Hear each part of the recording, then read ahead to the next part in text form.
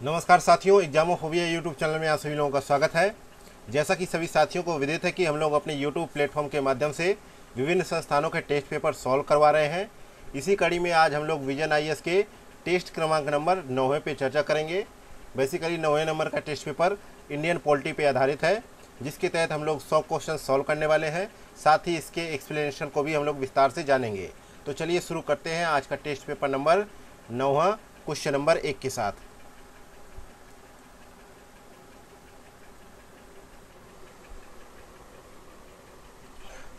Question number पहला है, निम्नलिखित कथनों पर विचार करें। पहला कथन है कि अनुच्छेद 1 में इंडिया को भारत के रूप में उपबंधित किया गया है, जो कि राज्यों और संघ राज्य क्षेत्रों का संघ है। दूसरा कथन है कि भारत संघ की अभिव्यक्ति भारत के राज्य क्षेत्र की तुलना में अधिक व्यापक है। तो आपको बताना है कि उपर्युक्त कथनों में से कौन सा कथन सही नहीं है। तो यहाँ पे देखिए, पहले कथन के लिए तो अनुच्छेद 1 में इंडिया अर्थात भारत को जो है राज्यों के संघ के रूप में उपबंधित किया गया है, इसलिए यहाँ पे पहला कथन गलत हो जाता है। ठीक है। और जो है दूसरे कथन के लिए बात की जाए तो भारत का राज्य क्षेत्र भारत के संघ से अधिक व्यापक अर्थ समेटे हुए है, क्योंकि भारत के संघ में केवल राज्य शामिल हैं, जबकि भारत के राज्य क्षेत्र में न केवल राज्य बल्कि संघ राज्य क्षेत्र एवं भारत सरकार द्वारा किसी भी समय अर्जित किए जाने वाले क्षेत्र भी शामिल किए जाते हैं। इसलिए यहाँ पे कहा जा सकता है कि जो है दूसरा स्टेटमेंट भी यहाँ पे गलत हो जाएगा। इसलिए जो है दोनों स्टेटमेंट यहाँ पे सही नहीं है। सी ऑप्शन यहाँ पे करेक्ट आंसर होगा। अगला देखते हैं क्वेश्चन नंबर दूसरा, निम्नलिखित राजनीति के निदेशक तथ्यों पर विचार करें। निम्नलिखित राज्य के नीति निदेशक तथ्यों पर जो है विचार करें। पहला कथन है कि आय, स्थिति और सुविधाओं और अवसरों में असमानताओं को कम करना। दूसरा कथन है समान न्याय को बढ़ावा देना और गरीबों को निःशुल्क विधिक सहायता प्रदान करना। तीसरा कथन है बालकों को स्वस्थ विकास के अवसर और सुविधाएं प्रदान करना। तो उपर्युक्त में से कितने डीपीएसपीएस 42वें संविधान संशोधन अधिनियम 1976 के माध्यम से जोड़े गए प्रावधान हैं? तो कौन कौन से 3 कथन दिए गए हैं, यानी 3 प्रावधान दिए गए हैं, उनमें से बताना कौन कौन से जो 42वें संविधान संशोधन हुआ था 1976 में, उसके तहत जो है डीपीएसपीएस में जोड़े गए थे। तो यहाँ पे कहा जाए तो केवल 2 जोड़े गए थे। कौन कौन से? पहला है बालकों को स्वस्थ विकास के अवसर और सुविधाएं प्रदान करना, जिसका उल्लेख अनुच्छेद 39 में किया गया है, इसलिए यहाँ पे तीसरा स्टेटमेंट सही हो जाएगा। अगला है समान न्याय को बढ़ावा देने और गरीबों को निःशुल्क विधिक सहायता प्रदान करने के कार्य किए जाएं, इसका जो है उल्लेख अनुच्छेद 39A में किया गया है, तो ये भी दूसरा भी सही है। ठीक है। एक और प्रावधान जोड़ा गया था जिसका नाम है उद्योगों के प्रबंधन में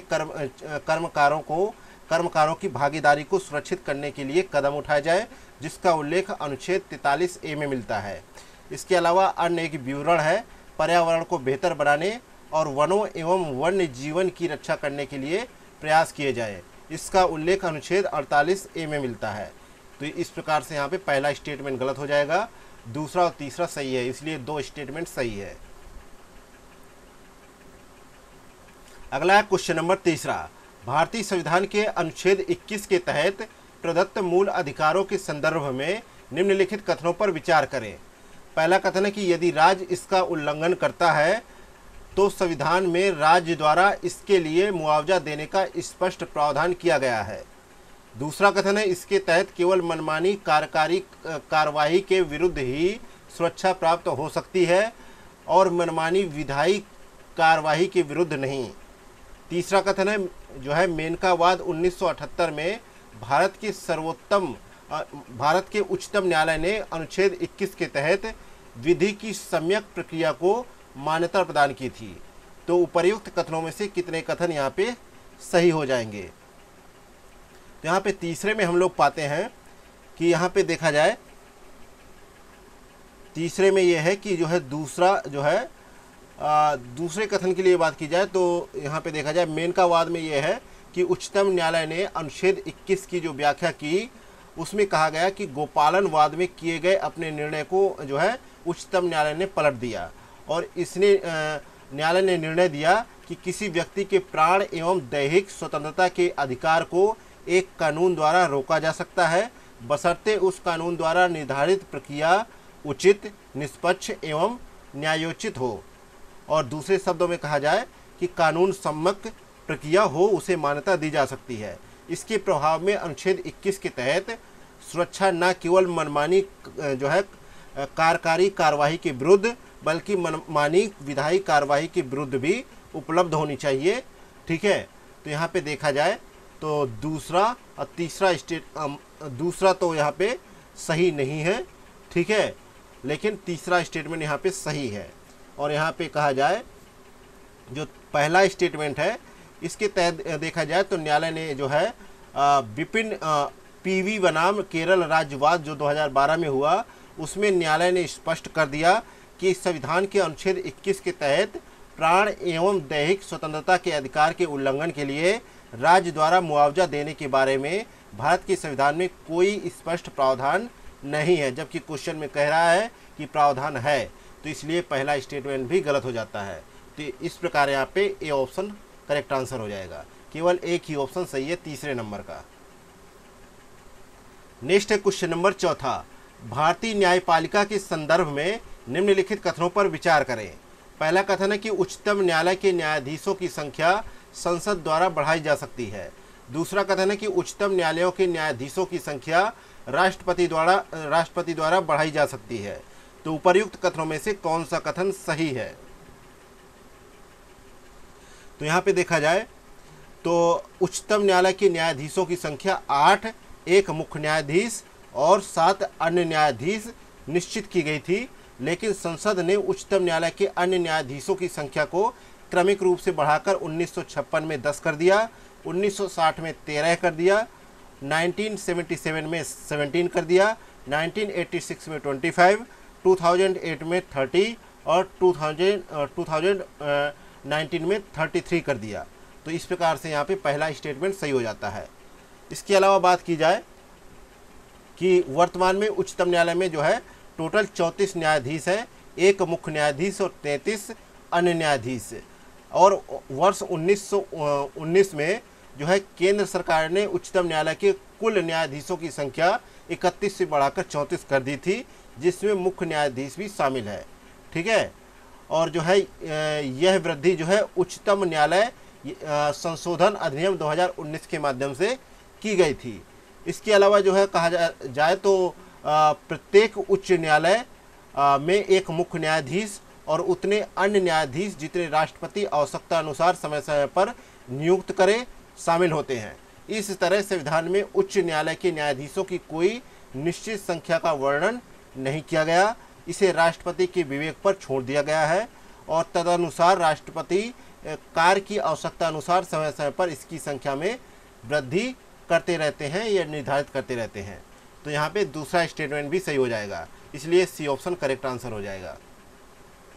नेक्स्ट है क्वेश्चन नंबर 5वां, विश्व में प्रचलित विभिन्न राजनीतिक व्यवस्थाओं के संदर्भ में निम्नलिखित देशों पर विचार करें।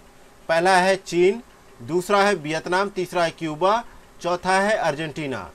तो उपर्युक्त में से कितने देश वर्तमान में एक दलीय प्रणाली द्वारा शासित हैं, ये आपको बताना है। तो यहाँ पे देखा जाए तो क्यूबा एक दलीय प्रणाली वाला देश है और क्यूबा के संविधान में क्यूबा की कम्युनिस्ट पार्टी को समाज और राज्य की श्रेष्ठ संचालित शक्ति के रूप में वर्णित किया गया है। तो यहाँ पे एक तो क्यूबा हो गया, दूसरा है जो है कहा जाए तो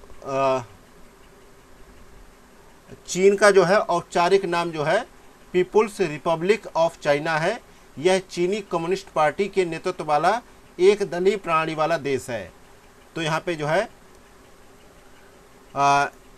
ये भी जो है सही है। अगला है जो है वियतनाम, ये भी एक दलीय प्रणाली वाला देश है और यहाँ पे सत्तारूढ़ जो दल है इसका नाम कम्युनिस्ट पार्टी ऑफ वियतनाम है।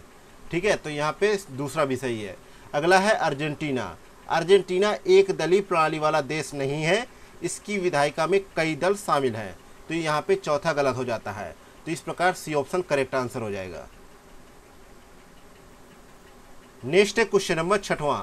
मूल अधिकारों के संदर्भ में निम्नलिखित कथनों पर विचार करें। पहला कथन है, यदि निजी व्यक्तियों द्वारा किसी भी अधिकार का उल्लंघन किया जाता है तो संवैधानिक उपचार उपलब्ध नहीं होते हैं। दूसरा कथन है, कुछ अधिकार जो है स्वप्रवर्तनीय नहीं है। तो उपर्युक्त कथनों में से कौन सा कथन यहाँ पे सही होगा? तो छठे में मूलतः देखा जाए तो यहाँ पे जो है दूसरा स्टेटमेंट सही है, जबकि पहला यहाँ पे गलत हो जाता है। पहला इसलिए गलत हो जाता है कि जो है कि ज़्यादातर अधिकार जो है राज्य के मनमानी कार्रवाई के विरुद्ध प्राप्त होते हैं, जबकि कुछ अधिकार राज्य और निजी व्यक्ति की कार्रवाई के विरुद्ध जो है प्राप्त होते हैं। उदाहरण के लिए हम माने तो अनुच्छेद 17 निजी व्यक्तियों के विरुद्ध लागू होते हैं। जब अधिकार राज्य की कार्रवाई के विरुद्ध प्राप्त हो और किसी व्यक्ति द्वारा इसका उल्लंघन हो रहा हो तो वे संवैधानिक उपचार नहीं बल्कि केवल सामान्य विधिक उपचार के अधीन होंगे। तो इसलिए यहाँ पे पहला स्टेटमेंट गलत हो जाता है, दूसरा सही हो जाएगा। नेक्स्ट है क्वेश्चन नंबर 7वां। भारत के संविधान के संदर्भ में निम्नलिखित कथनों पर विचार करें। पहला कथन है कि संयुक्त राज्य अमेरिका के संविधान की तुलना में भारतीय संविधान लिखित संघीय संविधान के अंतर्गत अधिक लचीलापन प्रदान करता है। दूसरा कथन है कि भारत के संविधान के कुछ प्रावधानों में संशोधन केवल विशेष बहुमत के साथ 2/3 राज्य विधानमंडलों के अनुसमर्थन द्वारा ही किया जा सकता है। तो उपर्युक्त कथनों में से कौन सा कथन सही है? तो यहाँ पे 7वें में हम लोग ये पाते हैं कि जो है यहाँ पे पहला कथन तो यहाँ पे सही है, ठीक है, लेकिन दूसरा कथन यहाँ पे गलत हो जाता है, क्योंकि संविधान के केवल कुछ ही प्रावधानों में संशोधन हेतु राज्य विधानमंडलों के अनुसमर्थन की आवश्यकता होती है तथा इन प्रावधानों में संशोधन हेतु मात्र आधे राज्यों ना कि 2/3 राज्यों का अनुसमर्थन पर्याप्त होता है। तो यहाँ पे देखा जाए तो केवल पहला ही कथन सही होगा, ठीक है, दूसरा गलत। नेक्स्ट है क्वेश्चन नंबर 8वां। सप्रू रिपोर्ट 1945 संविधान के प्रमुख प्रावधानों को आकार देने हेतु भारत के संवैधानिक इतिहास में एक महत्वपूर्ण स्थान रखती है। इसमें किस प्रावधान या किन प्रावधानों की आवश्यकता पर बल दिया गया था? तो पहला है अल्पसंख्यकों के अधिकारों की सुरक्षा के लिए प्रावधानों को शामिल करने पर। दूसरा है राज्य के नीति निदेशक तथ्यों में गैर वाद योग प्रावधानों को शामिल करने पर। तीसरा है गैर वाद योग मूल कर्तव्यों को शामिल करने पर। तो नीचे दिए गए कूट का प्रयोग कर सही उत्तर का चुनाव करें। तो यहाँ पे 8वें में ये पाते हैं, 8वें में क्या पाते हैं हम लोग कि जो है यहाँ पे पहला और दूसरा स्टेटमेंट सही है, लेकिन तीसरा स्टेटमेंट यहाँ पे गलत है। तो इसलिए यहाँ पे ये है कि सी ऑप्शन सही जवाब हो जाएगा। नेक्स्ट है क्वेश्चन नंबर 9वां। धर्मतंत्र के संदर्भ में निम्नलिखित कथनों पर विचार करें। पहला कथन है कि धार्मिक सिद्धांत प्रायः राजनीतिक निर्णयन में मार्गदर्शन करते हैं। दूसरा कथन है सामान्य स्थिति में राज्य किसी विशेष धर्म का समर्थन और प्रचार करता है। तीसरा कथन है धर्म की स्वतंत्रता की गारंटी प्रदान की जाती है। तो उपर्युक्त कथनों में से कितने सही हैं? तो यहाँ पे 9वें में हम ये पाते हैं, ठीक है, कि जो है एक तो पहला स्टेटमेंट सही है और दूसरा सही है, लेकिन तीसरा यहाँ पे गलत हो जाता है, क्योंकि धर्मतंत्र में सदैव और प्रत्येक धर्म को स्वतंत्र फ्रीडम की गारंटी प्राप्त नहीं है, यानी स्वतंत्रता की गारंटी प्राप्त नहीं है। तो यहाँ पे जो है केवल 2 कथन सही है, बी ऑप्शन यहाँ पे करेक्ट आंसर हो जाएगा।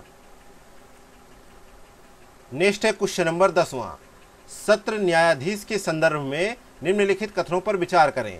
पहला कथन है जिला न्यायाधीश जब किसी आपराधिक मामले की सुनवाई करता है तो उसे सत्र न्यायाधीश कहा जाता है। जब सत्र न्यायाधीश किसी व्यक्ति को आजीवन कारावास का दंड दे सकता है किंतु मृत्यु दंड नहीं दे सकता है। तो उपर्युक्त कथनों में से कौन सा कथन यहाँ पे सही होगा? तो यहाँ पे जो है देखा जाए तो जिला न्यायाधीश जिले का सबसे बड़ा न्यायिक अधिकारी होता है। उसे सिविल और आपराधिक दोनों मामले में मूल एवं अपीली क्षेत्राधिकार प्राप्त होता है। दूसरे शब्दों में कहा जाए तो जिला न्यायाधीश जो है सत्र न्यायाधीश भी होता है। तो इसलिए यहाँ पे पहला स्टेटमेंट सही हो जाएगा। जबकि दूसरे स्टेटमेंट में बात की जाए तो जिला न्यायाधीश को किसी अपराधी को आजीवन कारावास से लेकर मृत्युदंड देने तक का अधिकार प्राप्त होता है। हालांकि उसके द्वारा दिए गए मृत्युदंड पर तभी अमल किया जाता है जब राज्य का उच्च न्यायालय उसका अनुमोदन कर दे, चाहे इसके लिए कोई अपील की गई हो अथवा नहीं। तो इसलिए यहाँ पे दूसरा स्टेटमेंट गलत हो जाता है। तो इस प्रकार यहाँ पे ए ऑप्शन करेक्ट आंसर होगा। नेक्स्ट है क्वेश्चन नंबर 11वां। निम्नलिखित युग्मों पर विचार करें। एक तरफ संविधान संशोधन दे रखा है, दूसरी तरफ महत्वपूर्ण परिवर्तन दे रखा है। तो प्रथम संशोधन अधिनियम 1951 दे रखा है, ठीक है। इसके द्वारा संविधान में संशोधन मूल अधिकारों की न्यायिक व्याख्या करने के संबंध में प्रावधान करने और भूमि सुधारों को लागू करने हेतु किया गया था। और जो है तो इस प्रकार से यहाँ पे मिलान किया जाए तो यहाँ पे देखा जाए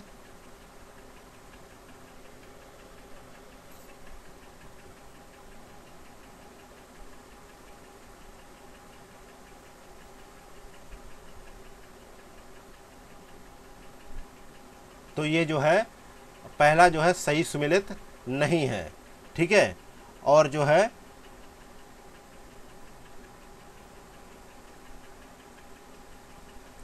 दूसरा है 52वां संविधान संशोधन अधिनियम 1985, ठीक है।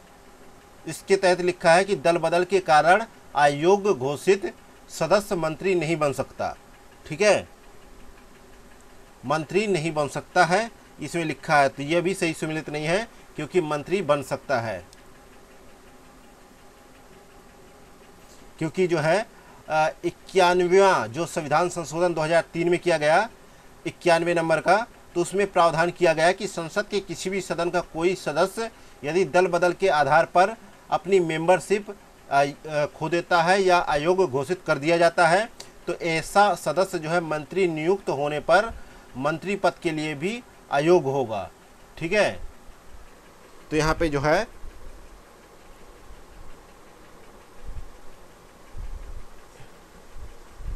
अगला है तीसरे नंबर का 77वां संशोधन अधिनियम 1995, ठीक है।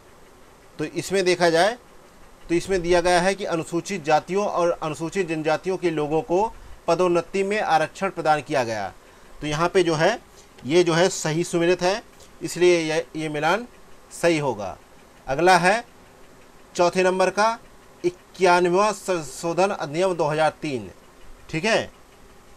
तो यहाँ पे देखा जाए तो इसके तहत प्रावधान दे रखा है कि केंद्र और राज्य दोनों स्तरों पर मंत्रिपरिषद में सदस्यों की अधिकतम संख्या निर्धारित की गई है। ये भी जो है यहाँ पे गलत हो जाएगा। तो इस प्रकार से केवल जो है एक युग में इसमें सही पाया जा रहा है।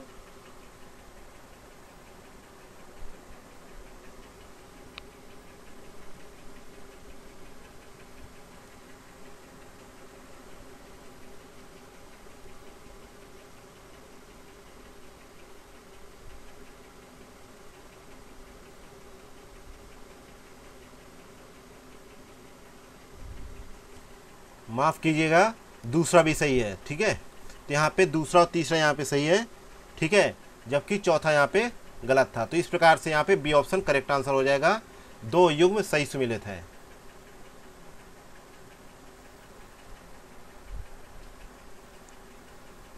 नेक्स्ट है क्वेश्चन नंबर 12। निम्नलिखित में से कौन सी राजनीतिक व्यवस्था व्यक्तिगत अधिकारों की सुरक्षा को प्राथमिकता देती है और लिखित संविधान के माध्यम से सरकार की शक्ति को सीमित करती है। तो यहाँ पे देखा जाए 12वें में ये पाते हैं हम लोग कि जो है इसे कहा जाता है जो है संविधानवाद। सी ऑप्शन करेक्ट आंसर है। संविधानवाद इसे कहा जाता है क्योंकि संविधानवाद वह राजनीतिक दर्शन एवं शासन व्यवस्था होती है जिसके अंतर्गत कानून के शासन, सरकारी शक्तियों पर प्रतिबंधों तथा व्यक्तिगत अधिकारों और स्वतंत्रता के संरक्षण को महत्व दिया जाता है। इसलिए सी ऑप्शन करेक्ट है। नेक्स्ट है क्वेश्चन नंबर 13। निम्नलिखित युग्मों पर विचार करें। एक तरफ सैन्य अभ्यास है, दूसरी तरफ भारत और जो है संबंधित राष्ट्र है। तो तरकस सैन्य अभ्यास जो है भारत और किसके मध्य हुआ, तो ये जो है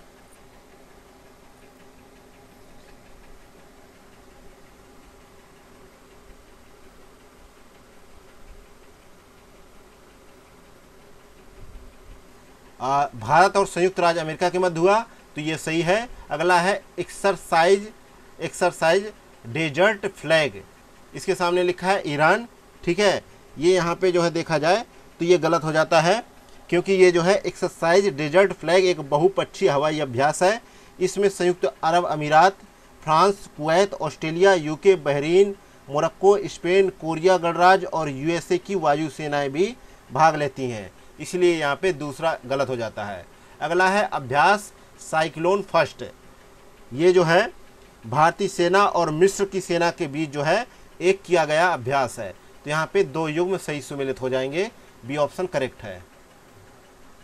नेक्स्ट है क्वेश्चन नंबर 14, भारतीय संविधान के निर्माण से संबंधित व्यक्तियों के संदर्भ में निम्नलिखित युग्मों पर विचार करें। एक तरफ व्यक्ति हैं, दूसरी तरफ संविधान निर्माण में उनकी भूमिका है। तो HVR आयंगर, ठीक है, इनके सामने क्या लिखा है, ये जो है संविधान सभा के सचिव थे। ठीक है, ये संविधान सभा के सचिव थे और वह भारतीय सिविल सेवा के मेंबर भी थे। उन्होंने 1 मार्च 1957 से 28 फरवरी 1962 तक भारतीय रिजर्व बैंक के छठे गवर्नर के रूप में कार्य भी किया, इसलिए यहाँ पे संविधान के मुख्य प्रारूपकार लिखा है, इसलिए ये गलत हो जाएगा। अगला है प्रेम बिहारी नारायण रायजादा, इनके सामने लिखा है संविधान के सुलेखक हैं। ठीक है, तो यहाँ पे ये जो है सुलेखक है इसमें, और संविधान की मूल प्रति उनके द्वारा ही जो है इटैलिक शैली में हस्तलिखित थी, तो यहाँ पे जो है ये दूसरा ऑप्शन सही हो जाएगा। अगला है सर BN राव, इसके सामने लिखा है संविधान सभा के कानूनी सलाहकार थे। ठीक है, तो ये बात सही है, ये कानूनी सलाहकार थे, यहाँ पे सी ऑप्शन करेक्ट हो जाएगा, तीसरा ऑप्शन भी करेक्ट होगा। अगला है चौथा नंबर। ठीक है, तो इसके सामने लिखा है SN मुखर्जी और लिखा है संविधान सभा के सचिव, लेकिन ये जो है संविधान के प्रमुख प्रारूपकार थे, इसलिए चौथा ऑप्शन गलत हो जाएगा। तो यहाँ पे बी ऑप्शन करेक्ट होगा कि दो ऑप्शन यहाँ पे करेक्ट हैं। अगला है क्वेश्चन नंबर 15, भारत में न्यायाधीशों के पारिश्रमिक के संदर्भ में निम्नलिखित कथनों में से कौन सा कथन सही नहीं है। तो यहाँ पे देखा जाए तो 15 में डी ऑप्शन सही नहीं है कि उच्च न्यायालय के न्यायाधीशों की पेंशन संबंधित राज्य की संचित निधि पर भारित होती है। ठीक है, क्योंकि जो है न्यायाधीशों के वेतन भत्ते एवं पेंशन, कर्मचारियों के वेतन भत्ते व पेंशन के साथ साथ उच्चतम न्यायालय के प्रशासनिक खर्च भारत की संचित निधि पर भारित होते हैं। ठीक है,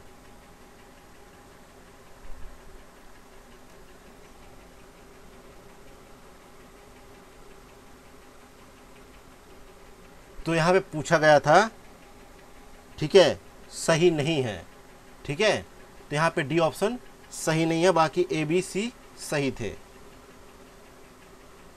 नेक्स्ट है क्वेश्चन नंबर 16 है। 16 नंबर क्वेश्चन पूछ रहा है स्वतंत्रतावादी राजनीतिक विचारधारा समर्थन करती है, तो किस चीज का समर्थन करती है, तो यह सीमित सरकारी हस्तक्षेप और अधिकतम व्यक्तिगत स्वतंत्रता का समर्थन करती है, तो यहाँ पे बी ऑप्शन करेक्ट आंसर होगा। अगला है क्वेश्चन नंबर 17, निम्नलिखित पदों या वाक्यांशों पर विचार करें। पहला है सार्वभौमिक वयस्क मताधिकार, दूसरा है काम का अधिकार, तीसरा है केंद्रीय मंत्रिमंडल। तो उपर्युक्त में से कितने पदों का उल्लेख भारत के संविधान में नहीं किया गया है।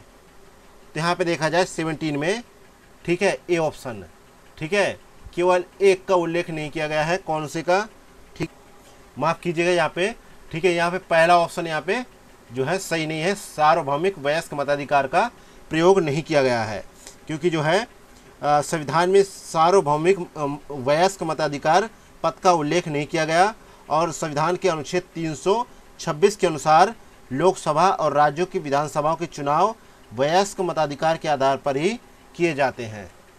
ठीक है, तो यहाँ पे थोड़ा सा करेक्शन कर लीजिएगा। 17 नंबर जो है गलत है। 17 नंबर में पहला ऑप्शन गलत है। नेक्स्ट है क्वेश्चन नंबर 18 है।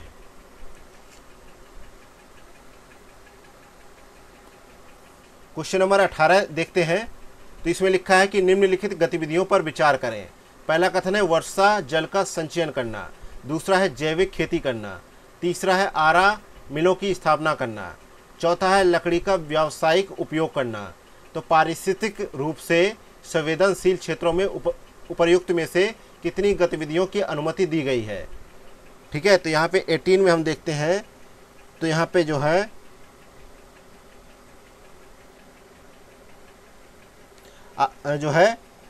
इसमें जो है आरा मिलों की स्थापना, वाणिज्यिक खनन और लकड़ी का व्यावसायिक उपयोग करने की छूट दी गई है। तो यहाँ पे जो है तीसरा और चौथा सही है, इसलिए बी ऑप्शन करेक्ट आंसर हो जाएगा। नेक्स्ट है क्वेश्चन नंबर 19। निम्नलिखित कथनों पर विचार करें। पहला कथन है millets international initiative for research and awareness संयुक्त राष्ट्र की एक पहल है जिसे 2023 को अंतर्राष्ट्रीय मोटा अनाज वर्ष घोषित करने के साथ साथ शुरू किया गया था। दूसरा कथन है जो है मीरा का सचिवालय दिल्ली में स्थित होगा। तो उपर्युक्त कथनों में से कौन सा कथन यहाँ पे सही है। ठीक है, तो यहाँ पे देखा जाए तो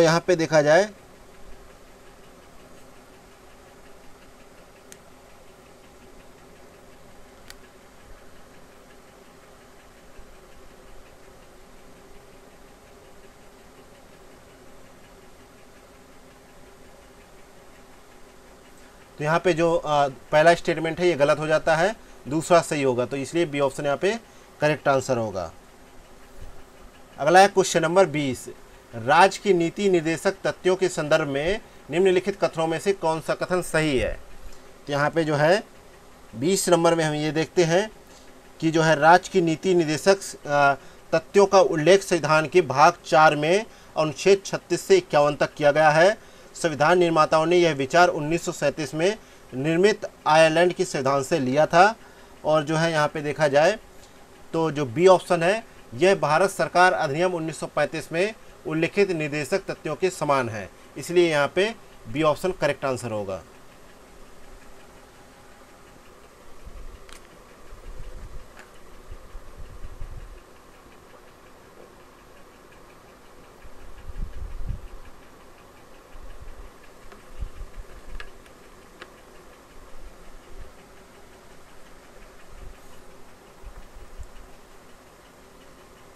नेक्स्ट क्वेश्चन नंबर 21।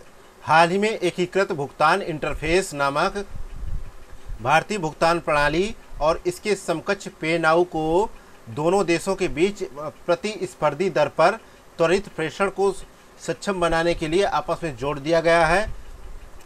पे नाउ निम्नलिखित में से किस देश की भुगतान प्रणाली है। तो ये जो है किसकी है, सिंगापुर की। तो यहाँ पे बी ऑप्शन करेक्ट आंसर हो जाएगा।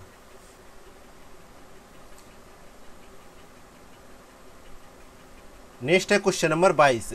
निम्नलिखित में से कौन सी संघीय सरकार की विशेषताएं हैं। पहला है लिखित संविधान, दूसरा है स्वतंत्र न्यायपालिका, तीसरा है दोहरी संप्रभुता। तो नीचे दिए गए कूट का प्रयोग कर सही उत्तर का चुनाव करें। यहाँ पे देखा जाए तो 22 में देखा जाए तो तीनों ही कथन सही है, इसलिए डी ऑप्शन करेक्ट आंसर हो जाएगा। नेक्स्ट है क्वेश्चन नंबर 23। चन्ना पटना खिलौनों के संदर्भ में निम्नलिखित कथनों पर विचार करें। पहला कथन है ये एक विशेष प्रकार के खिलौने हैं जिनका निर्माण कर्नाटका में किया जाता है। दूसरा कथन है इस खिलौने को बनाने के लिए कारीगर जो है आइवरी वुड का प्रयोग करते हैं। तो उपर्युक्त कथनों में से कौन सा कथन यहाँ पे सही है। तो 23 में हम देखते हैं कि यहाँ पे दोनों कथन सही है, सी ऑप्शन यहाँ पे करेक्ट आंसर हो जाएगा। इनको बनाने के लिए जो है शीशम और चंदन की लकड़ी का प्रयोग किया जाता है। ठीक है, नेक्स्ट है क्वेश्चन नंबर 24। 24 नंबर क्वेश्चन ये कह रहा है क्रॉस डिपेंडेंसी इनिशिएटिव द्वारा जारी की गई सकल घरेलू जलवायु जोखिम रिपोर्ट मापती है। तो किसको मापती है? तो 24 में देखा जाए, यह चरम मौसमी दशाओं के कारण विश्व भर में मानव निर्मित संरचनाओं के लिए उत्पन्न खतरे को मापती है। तो यहाँ पे बी ऑप्शन करेक्ट आंसर हो जाएगा। ठीक है। और ये जो है, ये संस्था जो है क्रॉस डिपेंडेंसी इनिशिएटिव, ये कहाँ पे है? ऑस्ट्रेलिया में है। नेक्स्ट है क्वेश्चन नंबर 25। निम्नलिखित युग्मों पर विचार करें। एक तरफ सरकार का स्वरूप दे रखा है, दूसरी तरफ विशेषता दे रखी है। तो अल्पतंत्र के सामने दे रखा है अत्यधिक शक्तिशाली लोगों के एक छोटे समूह द्वारा शासन। तो यहाँ पे देखा जाए 25 में ये देखते हैं, तो अल्पतंत्र क्या होता है? ये ऐसी शासन व्यवस्था है जिसमें सत्ता और अधिकार व्यक्तियों या परिवारों के एक छोटे समूह में निहित होता है। ठीक है।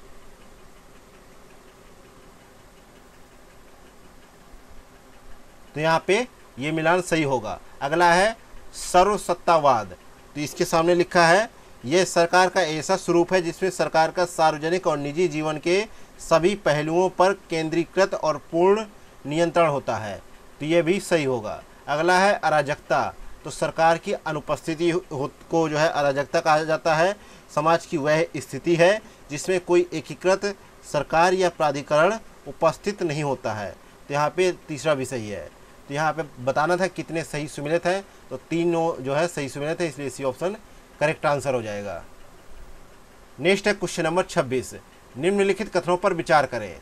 पहला कथन है, निवेशकों को बाजार की अस्थिरता और शेयर की कीमत में असामान्य परिवर्तनों से बचाने के उद्देश्य से सेबी और एक्सचेंज द्वारा संयुक्त रूप से प्रतिभूतियों पर अतिरिक्त निगरानी तंत्र लागू किया जाता है। दूसरा कथन है, एएसएम के तहत प्रतिभूतियों की शॉर्ट लिस्टिंग को संबंधित कंपनी या इकाई के विरुद्ध प्रतिकूल कार्यवाही माना जाता है। तो उपर्युक्त कथनों में से निम्नलिखित में से कौन सा कथन सही होगा? तो यहाँ पे हम लोग 26 में ये देखते हैं कि जो है पहला कथन तो सही है, लेकिन दूसरा कथन यहाँ पे गलत हो जाता है। अगला क्वेश्चन नंबर 27। हाल ही में सुर्खियों में रहने वाला जो है विरोवरी हाल्टेरिया जो है क्या है? तो 27 में देखते हैं, ये एक जो है विषाणु भक्षी जीव है। तो यहाँ पे जो है बी ऑप्शन करेक्ट आंसर है।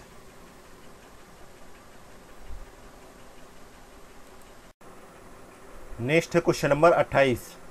28 नंबर क्वेश्चन कह रहा है कि भारत शासन अधिनियम 1935 के प्रावधानों के संदर्भ में निम्नलिखित कथनों पर विचार करें। पहला कथन कह रहा है कि इस अधिनियम के अनुसार केंद्रीय विधानमंडल द्वारा पारित प्रत्येक विधेयक ब्रिटिश क्राउन के वीटो अधीन किया गया था। दूसरा कथन है, प्रांतीय विधानमंडलों के क्षेत्राधिकार का विस्तार पुलिस व्यवस्था पर किया गया था। तीसरा कथन है, इसने प्रांतों में हस्तांतरित और आरक्षित विषयों के बीच के अंतर को समाप्त कर दिया और संपूर्ण प्रशासन विधायिका के प्रति उत्तरदायी मंत्रियों को सौंप दिया था। तो अब आपको यहाँ पे बताना है कि कितने कथन यहाँ पे सही होंगे। तो 28 में हम ये देखते हैं कि जो है यहाँ पे पहला भी सही है, दूसरा भी सही है और तीसरा भी सही है, इसलिए यहाँ पे सी ऑप्शन करेक्ट आंसर हो जाएगा। अगला देखते हैं क्वेश्चन नंबर 29। 29 नंबर क्वेश्चन है, निम्नलिखित पर विचार करें। पहला है जनसंख्या नियंत्रण, दूसरा है प्राकृतिक पर्यावरण का संरक्षण, तीसरा है मतदान प्रतिशत। तो उपर्युक्त में से कितने भारतीय संविधान में निहित मूल कर्तव्यों के सफल कार्यान्वयन पर निर्भर हो सकते हैं? तो यहाँ पे 29 में देखा जाए तो 29 में यह है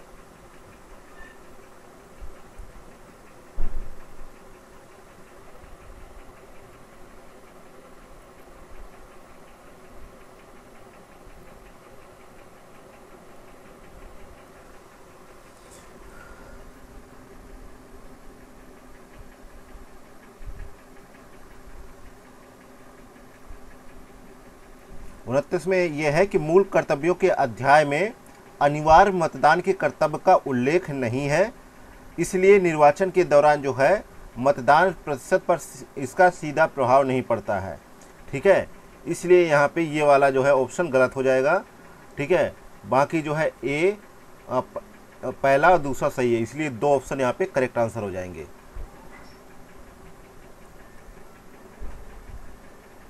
अगला देखते हैं क्वेश्चन नंबर 30 नंबर क्वेश्चन है, निम्नलिखित कथनों पर विचार करें। पहला कथन है, अखिल भारतीय सेवाओं के गठन हेतु आधे राज्य के अनुसमर्थन के साथ संविधान संशोधन की आवश्यकता होती है। दूसरा कथन है कि अखिल भारतीय सेवाएं केंद्र और राज्यों के बीच संघीय संबंधों में संपर्क, सहयोग और समन्वय हेतु महत्वपूर्ण भूमिका निभाती है। तो उपर्युक्त कथनों के संदर्भ में निम्नलिखित में से कौन सा कथन सही है?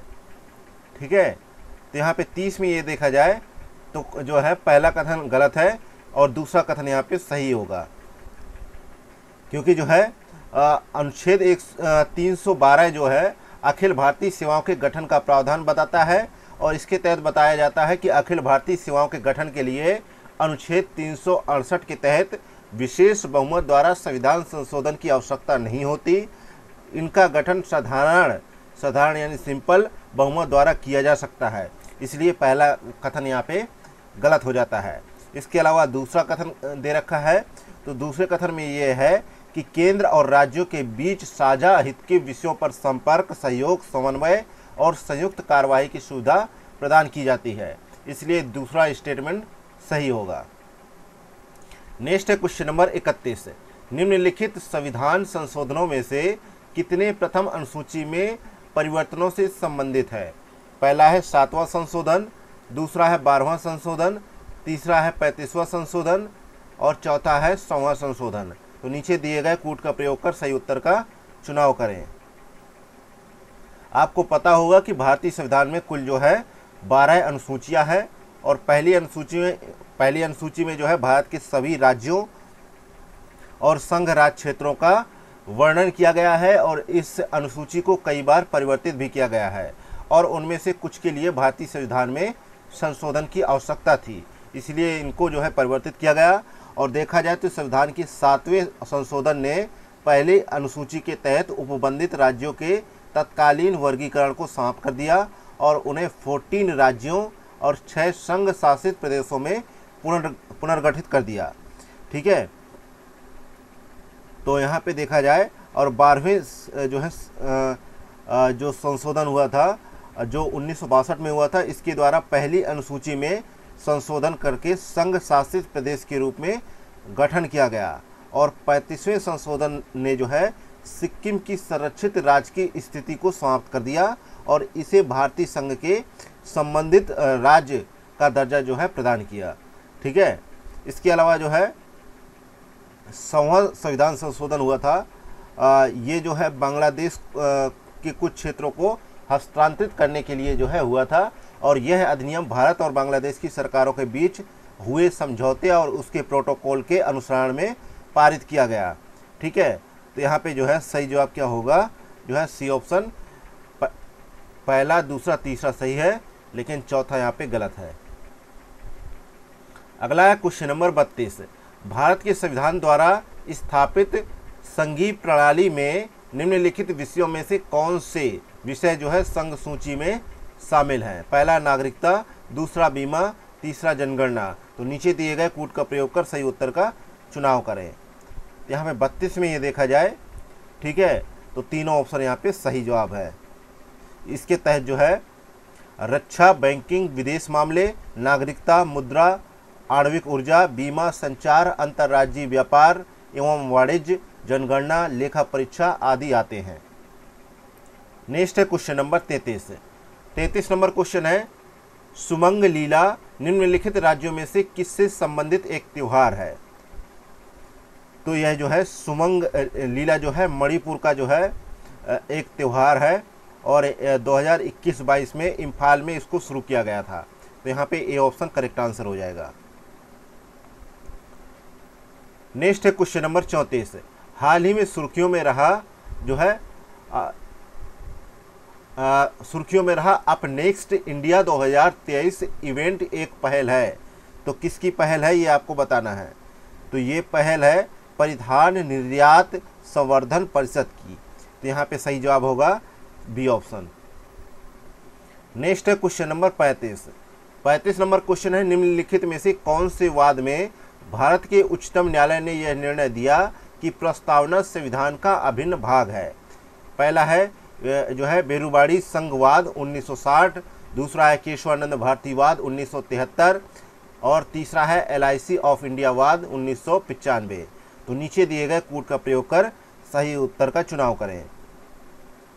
तो यहाँ पे देखा जाए सही जवाब होगा दूसरा और तीसरा, ठीक है। पहला यहाँ पे गलत हो जाएगा क्योंकि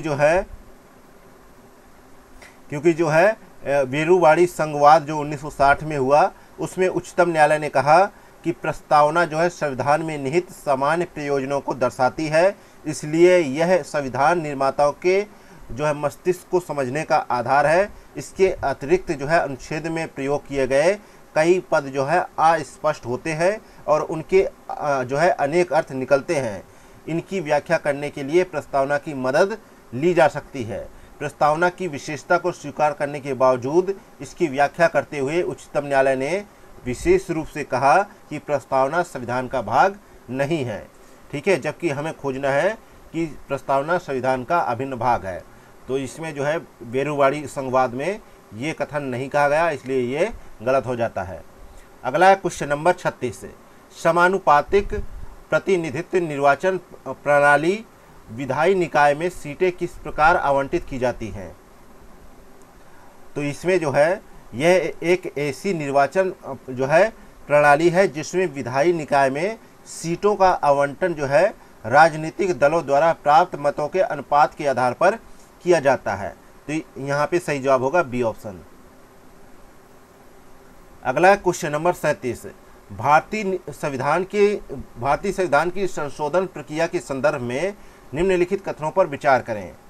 पहला कथन है कुल सदस्य संख्या पदावली का तात्पर्य सदस्यों की उस समस्त संख्या से है जिससे सभा सनिर्मित हो चाहे किसी भी कारण से कुछ रिक्तियां या अनुपस्थितियां हों। दूसरा है ऑप्शन उपस्थित और मतदान पदावली का तात्पर्य उन सदस्यों से है जो समर्थन में अथवा विरोध प्रकट करने के लिए मतदान करते हैं अथवा मतदान से परहेज करते हैं।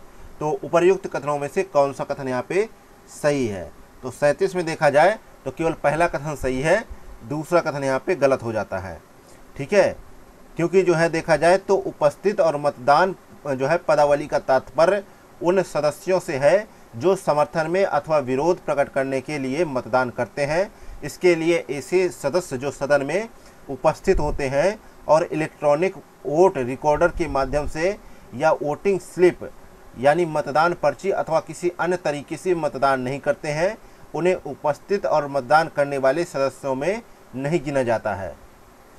नेक्स्ट है क्वेश्चन नंबर 38, भारतीय न्यायपालिका की न्यायिक समीक्षा के संदर्भ में निम्नलिखित कथनों में से कौन सा कथन सही है।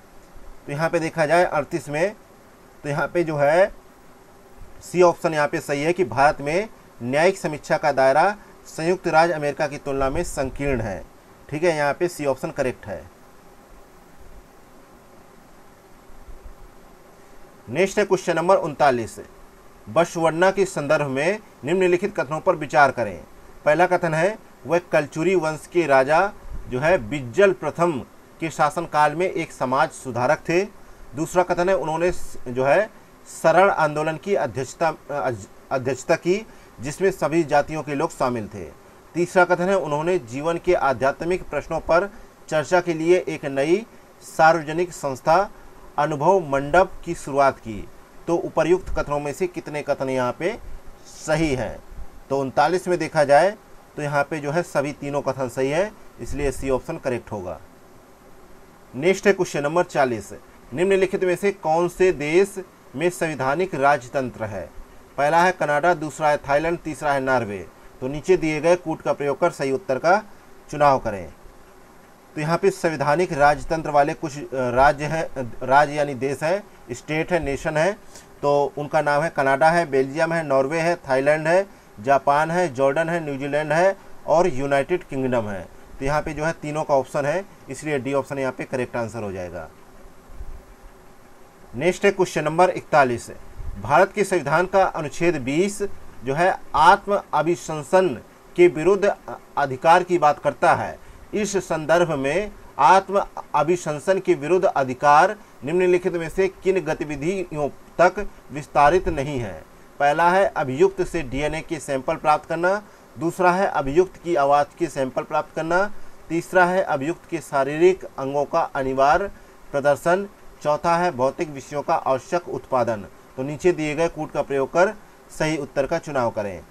ठीक है, तो यहाँ पे 41 का सही जवाब है डी ऑप्शन, चारों ही स्टेटमेंट सही हैं।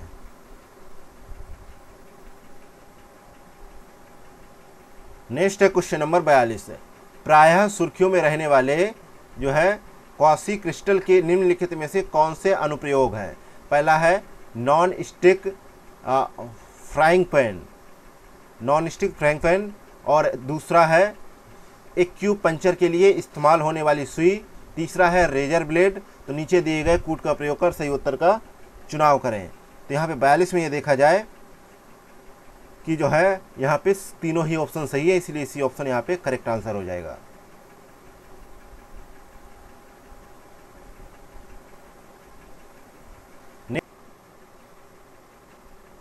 नेक्स्ट है क्वेश्चन नंबर 43। निम्नलिखित कथनों पर विचार करें। पहला कथन है भारत में स्वतंत्रता के बाद से कोई जनमत संग्रह नहीं हुआ है। दूसरा कथन है भारत के संविधान में जनमत संग्रह के पक्ष या विपक्ष में कोई विशिष्ट प्रावधान नहीं है।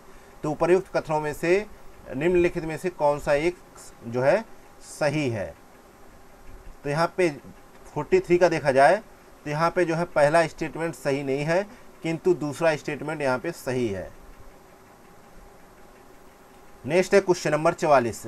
हाल ही में 2023 के बजट में लॉन्च किए गए आत्मनिर्भर स्वच्छ पौध कार्यक्रम के संदर्भ में निम्नलिखित कथनों पर विचार करें।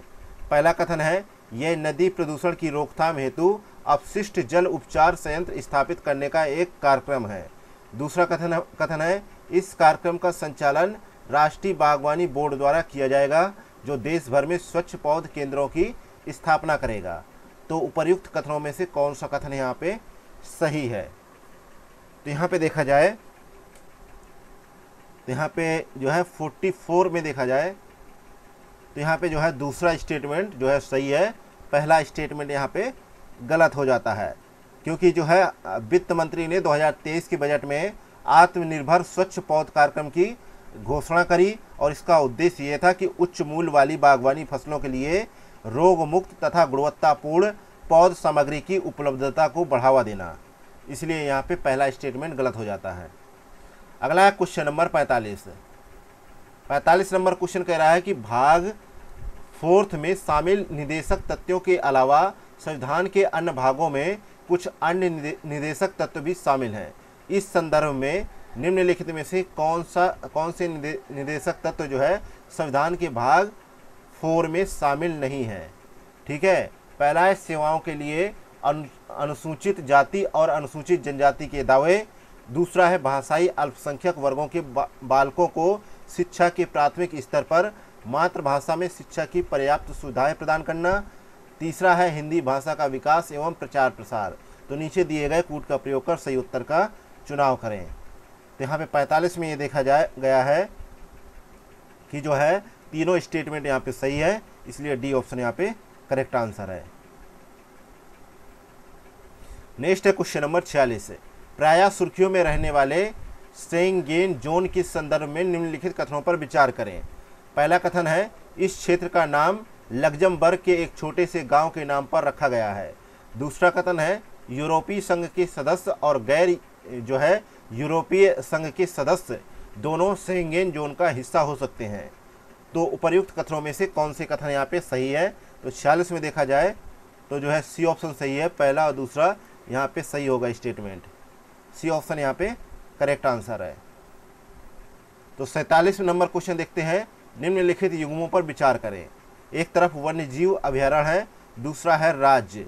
ठीक है, तो यहाँ पे देखा जाए सेंतु रूडी वन्य जीव अभयारण्य कहाँ पे है? ठीक है, 47 में देखा जाए तो ये जो है भारत के पश्चिमी घाट में स्थित एक संरक्षित क्षेत्र है। यह केरल के कोल्लम जिले में स्थित है। तो पहला सही मिलान हो जाएगा। अगला है बांकापुरा भेड़िया वन्य जीव अभयारण्य। ये कहाँ पे है? ये जो है कहाँ पे है? कर्नाटका में है। ये भी सही है। अगला है जो है कैमूर वन्य जीव अभयारण्य। ये कहाँ पे है? बिहार में है। कैमूर पर्वत श्रृंखला में स्थित है। लिखा है तमिलनाडु, इसलिए ये गलत हो जाएगा। इसलिए केवल 2 युग्म सही सुमेलित है। बी ऑप्शन यहाँ पे करेक्ट आंसर हो जाएगा। अगला है क्वेश्चन नंबर 48। विधि विरुद्ध क्रियाकलाप निवारण अधिनियम 1967 के संदर्भ में निम्नलिखित कथनों पर विचार करें। पहला कथन है, इस अधिनियम के तहत भारतीय और विदेशी नागरिक दोनों पर आरोप लगाया जा सकता है। दूसरा कथन है, यह केवल भारतीय राज्य क्षेत्र के भीतर किए गए अपराधों पर लागू होता है। तीसरा कथन है, ऐसे मामलों की जांच पुलिस अधीक्षक या उससे ऊपर के रैंक के अधिकारियों द्वारा की जा सकती है। तो यहाँ पे देखा जाए 48 का कितने ऑप्शन यहाँ पे सही है? तो 48 में देखा जाए तो यहाँ पे केवल 2 युग्म सही है, इसलिए बी ऑप्शन यहाँ पे करेक्ट आंसर होगा। एक तो पहला सही है और एक जो है तीसरा सही है, लेकिन दूसरा यहाँ पे गलत हो जाता है। ये भारत से बाहर किए गए अपराधों पर भी लागू होता है। ठीक है। नेक्स्ट है क्वेश्चन नंबर 49। भारतीय संविधान के संदर्भ में निम्नलिखित कथनों पर विचार करें। पहला कथन है कि 26 नवंबर 1949 को अपनाए गए मूल संविधान में 7 मूल अधिकार थे। दूसरा कथन है कि उद्देश्य प्रस्ताव को 22 जनवरी 1947 को संविधान सभा द्वारा सर्वसम्मति से स्वीकार किया गया था। तीसरा कथन है, भारत के संविधान लागू होने के साथ ही भारत की संविधान सभा भंग कर दी गई थी। तो उपर्युक्त कथनों में से कितने कथन यहाँ पे सही हैं? तो यहाँ पे देखा जाए 49 में देखा जाए तो यहाँ पे केवल 2 ऑप्शन यहाँ पे सही है। कौन कौन से? एक तो पहला सही है और दूसरा सही है, लेकिन तीसरा यहाँ पे गलत हो जाता है, क्योंकि जो है संविधान को 26 नवंबर 1949 को स्वीकार किया गया और जो है 26 नवंबर 1950 को लागू किया गया और 24 जनवरी 1950 को संविधान सभा की अंतिम बैठक हुई। इसके बाद जो है सभा ने 26 जनवरी 1950 से 1951 से 52 में हुए आम चुनावों के बाद बनने वाली नई संसद के गठन तक भारत की अंतरिम संसद के रूप में कार्य किया। तो यहाँ पे जो है तीसरा स्टेटमेंट यहाँ पे गलत हो जाता है। नेक्स्ट है question number 50। Act for the जो है गुड गवर्नेंस ऑफ इंडिया के संदर्भ में निम्नलिखित कथनों पर विचार करें। पहला कथन है कि इसने नियंत्रण बोर्ड और निदेशक मंडल को समाप्त करके शासन की द्वैध प्रणाली को समाप्त कर दिया। दूसरा कथन है, इसके तहत कार्यों का कोई पृथक्करण नहीं किया गया था और भारत के शासन के सभी अधिकार गवर्नर जनरल की काउंसिल में निहित थे। तो उपर्युक्त कथनों में से कौन सा कथन यहाँ पे सही है? तो 50 में देखा जाए, ठीक है, सी ऑप्शन सही है। दोनों ही कथन यहाँ पे करेक्ट आंसर होंगे। नेक्स्ट है क्वेश्चन नंबर 51। प्रस्तावना में न्याय शब्द के संदर्भ में निम्नलिखित कथनों पर विचार करें। पहला कथन है कि सामाजिक, आर्थिक और राजनीतिक न्याय का मिला जुला रूप जो है अनुपाती न्याय को परिलक्षित करता है। दूसरा कथन है कि आर्थिक न्याय आर्थिक कारकों के आधार पर व्यक्तियों के बीच गैर भेदभाव को परिलक्षित करता है। तो उपर्युक्त कथनों में से कौन सा कथन यहाँ पे सही है? तो यहाँ पे देखा जाए 51 में देखते हैं कि यहाँ पे केवल दूसरा कथन यहाँ पे सही है, जबकि पहला कथन यहाँ पे गलत हो जाता है, क्योंकि जो है सामाजिक न्याय और आर्थिक न्याय का मिला जुला रूप जो है अनुपाती न्याय को परिलक्षित करता है।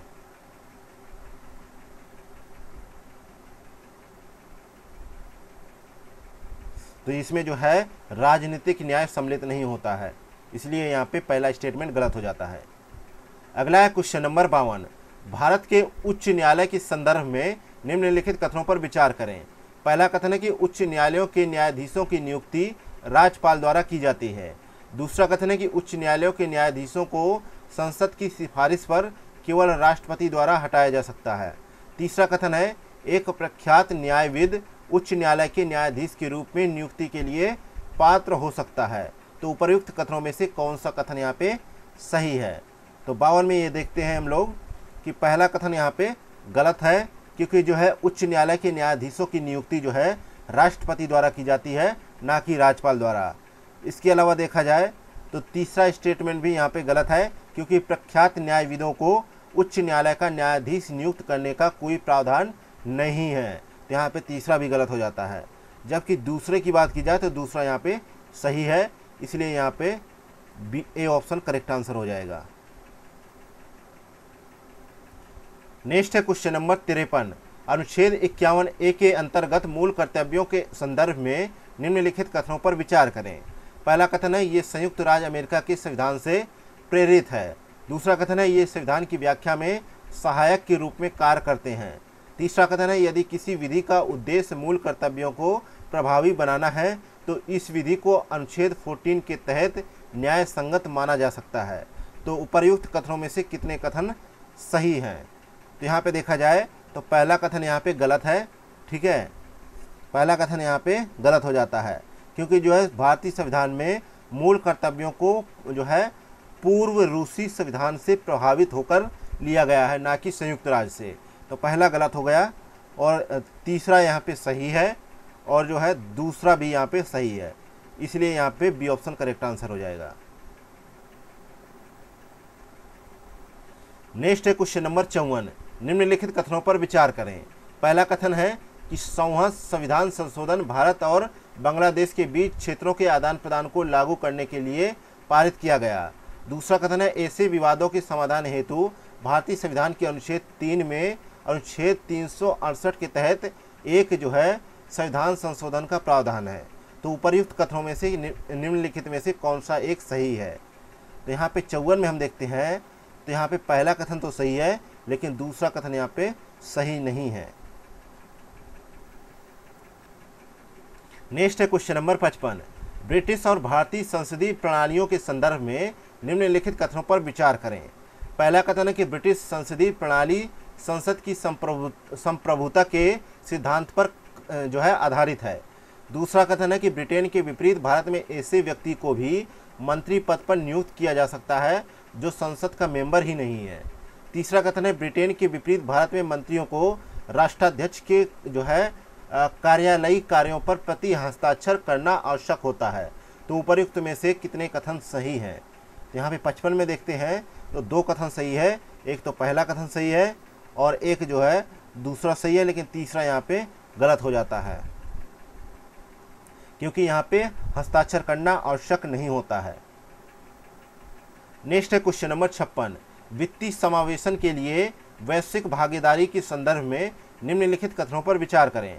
पहला कथन है यह अंतर्राष्ट्रीय मुद्रा कोष की वित्तीय समावेशन कार्य योजना का मुख्य कार्यान्वयन संगठन है। दूसरा कथन है भारत और इटली 2024 से 3 वर्षों के लिए GPFI के नए सह अध्यक्ष होंगे।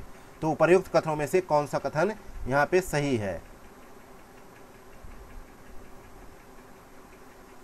यहाँ पे 56 में हम ये देखते हैं कि यहाँ पे जो है ना तो पहला सही है ना तो दूसरा सही है, इसलिए यहाँ पे डी ऑप्शन करेक्ट होगा। अगला है question number 57। Ultraviolet transient astronomy satellite एक स्पेस टेलीस्कोप मिशन है जो विशाल दृश्य क्षेत्र वाली परावैंगनी वेधशाला है। इसे किसके द्वारा विकसित किया गया है? तो यहाँ पे 57 में ये देखते हैं इसे जो है इजराइल स्पेस एजेंसी द्वारा जो है विकसित किया गया है। बी ऑप्शन यहाँ पे करेक्ट है। नेक्स्ट है क्वेश्चन नंबर 58। निम्नलिखित कथनों पर विचार करें। पहला कथन है W20 यानी महिला 20 G20 के अंतर्गत एक जो है आधिकारिक भागीदारी समूह है जो भारत की अध्यक्षता के दौरान स्थापित इसकी एक पहल थी। दूसरा कथन है इसका प्राथमिक उद्देश्य यह सुनिश्चित करना है कि लैंगिक विचारों को G20 चर्चाओं में शामिल किया जाए। तो उपर्युक्त कथनों में से निम्नलिखित में से कौन सा एक कथन सही है? तो 58 में ये पाते हैं हम लोग यहाँ पे जो है कथन पहला गलत है लेकिन कथन दूसरा सही है, इसलिए डी ऑप्शन यहाँ पे करेक्ट आंसर होगा।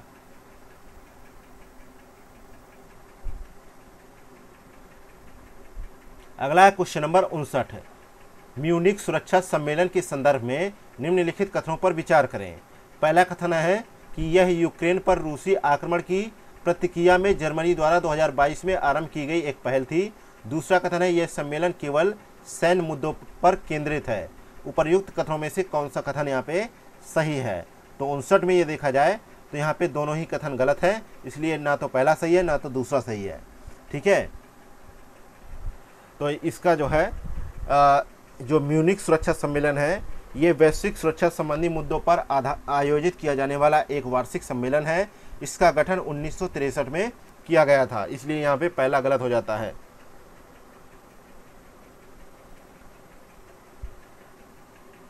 दूसरा भी गलत है। नेक्स्ट है क्वेश्चन नंबर 60। निम्नलिखित कथनों पर विचार करें। पहला कथन है कि संयुक्त राज्य अमेरिका में एक व्यक्ति न केवल उस देश का नागरिक होता है बल्कि उस राज्य विशेष का भी नागरिक होता है जहां वह रहता है।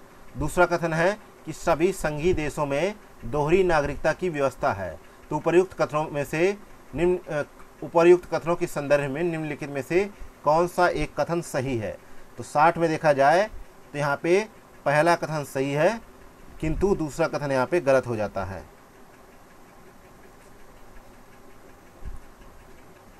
क्योंकि जो है यहाँ पे दोहरी नागरिकता नहीं होती और यहाँ पे जो है एकल नागरिकता होती है। नेक्स्ट है क्वेश्चन नंबर 61। भारतीय संविधान में नागरिकता के प्रावधानों के संदर्भ में निम्नलिखित कथनों पर विचार करें। पहला कथन है कि भारतीय संविधान का भाग 3 भारत में नागरिकता से संबंधित है। दूसरा कथन है संविधान उन लोगों की पहचान करता है जो इसके लागू होने के समय अर्थात 26 जनवरी 1950 को भारत के नागरिक बने थे। तो उपर्युक्त कथनों में से कौन सा कथन यहाँ पे सही है। तो यहाँ पे पहला कथन सही नहीं है, क्योंकि संविधान के भाग 2 में अनुच्छेद 5 से 11 तक नागरिकता के बारे में चर्चा की गई है, इसलिए पहला स्टेटमेंट गलत हो जाता है। दूसरा स्टेटमेंट यहाँ पे सही है, इसलिए यहाँ पे बी ऑप्शन करेक्ट आंसर हो जाएगा। नेक्स्ट है क्वेश्चन नंबर 62। निम्नलिखित देशों पर विचार करें। पहला है रूस, दूसरा है कजाकिस्तान, तीसरा है आर्मेनिया, चौथा है उज्बेकिस्तान, पांचवा है बेलारूस। उपर्युक्त में से कितने देश समूह सुरक्षा संधि संगठन के मेंबर हैं। ठीक है, तो यहाँ पे देखा जाए 62 का, ठीक है, यहाँ पे जो है 4 मेंबर जो है सामूहिक सुरक्षा संधि संगठन के मेंबर हैं। ठीक है,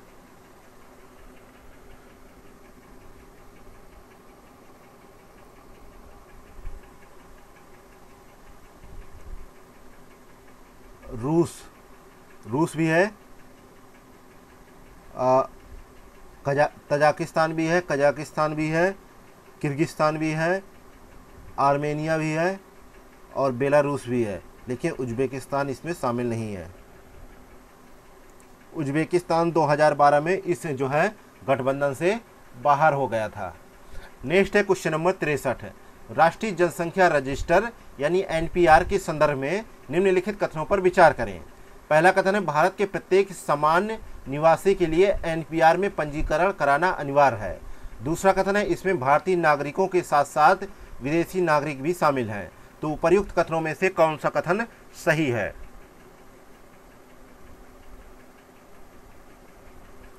यहाँ पे दोनों ही कथन सही है, इसलिए सी ऑप्शन यहाँ पे करेक्ट आंसर है। नेक्स्ट है क्वेश्चन नंबर 64। भारत के विदेशी नागरिक कार्ड धारक के संदर्भ में निम्नलिखित कथनों पर विचार करें।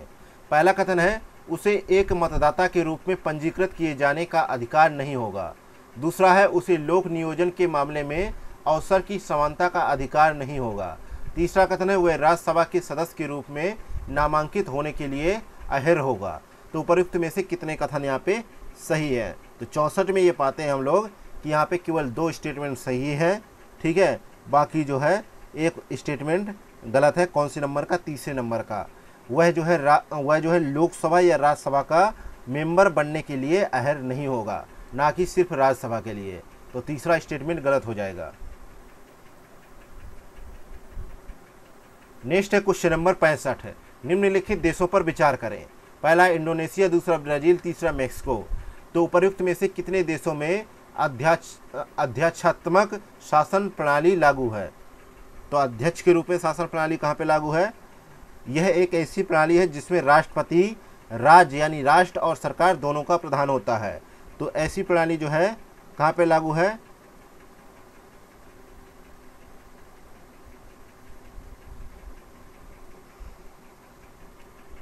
मेक्सिको में लागू है और जो है इंडोनेशिया में भी लागू है, ब्राज़ील में भी लागू है, इसलिए सी ऑप्शन यहाँ पे करेक्ट आंसर हो जाएगा।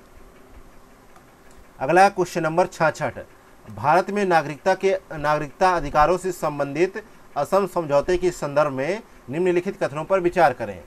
पहला कथन है, इसके अनुसार 1 जनवरी 1966 से पूर्व असम में आए सभी व्यक्तियों को उनके गृह देश भेज दिया जाएगा। दूसरा कथन है, इस पर इंदिरा गांधी के प्रधानमंत्रित्व काल में हस्ताक्षर किए गए थे। तो उपर्युक्त कथनों में से कौन सा कथन यहाँ पे सही है? तो यहाँ पे देखा जाए ना तो पहला सही है ना तो दूसरा सही है, इसलिए डी ऑप्शन यहाँ पे करेक्ट आंसर होगा। नेक्स्ट है क्वेश्चन नंबर 67, प्रत्यक्ष लोकतंत्र का प्राथमिक उद्देश्य क्या है? ठीक है, तो यहाँ पे देखा जाए तो 67 का सही जवाब है डी ऑप्शन, नागरिकों को लोक मतों के माध्यम से निर्णय निर्माण प्रक्रिया में प्रत्यक्ष रूप से शामिल करना। ठीक है, यहाँ पे डी ऑप्शन करेक्ट आंसर है। नेक्स्ट है क्वेश्चन नंबर 68 है, यदि कोई न्यायालय प्राकृतिक न्याय के सिद्धांतों का उल्लंघन करता है तो यह उच्चतम न्यायालयों द्वारा जारी की जाने वाली सबसे उपयुक्त रिट है। ये विधायी निकायों और निजी व्यक्तियों या निकायों के विरुद्ध उपलब्ध नहीं है। तो उपर्युक्त परिच्छेद में निम्नलिखित में से किस रिट का वर्णन किया गया था? तो यहाँ पे 68 में देखते हैं उत्प्रेषण रिट का उल्लेख किया गया है। बी ऑप्शन यहाँ पे करेक्ट आंसर है।